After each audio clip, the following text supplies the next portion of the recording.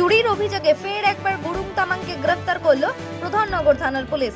জানা গিয়েছে, প্রধাননগর থানার অন্তর্গত গুরুং বস্তি এলাকায় ভানুভক্ত চক্রের কাছে একটি বেসরকারি স্কুল গত 15ই আগস্ট থেকে বন্ধ ছিল। সেই সুযোগে স্কুলে চুরির ঘটনা ঘটে। গতকাল স্কুল খোলার পর চুরির ঘটনা নজরে আসে স্কুল কর্তৃপক্ষের। 1,87,000 টাকা চুরি হয়। এরপরই প্রধাননগর থানায় লিখিত অভিযোগ দায়ের করা হয়। সেই অভিযোগের ভিত্তিতে তদন্তে নেমে গতকাল রাতে গোপন সূত্রে খবরের ভিত্তিতে জংশন এসডিডিএ মার্কেটের অভিযান চালিয়ে সুনীল তামাংকে গ্রেফতার করে। ধৃতের কাছ থেকে 26,500 টাকা উদ্ধার হয়। আর ধৃতকে শিলিগুড়ি আদালতে পেশ করা হয়েছে। বর্তমানে বাকি টাকা উদ্ধারের চেষ্টা চালাচ্ছে পুলিশ।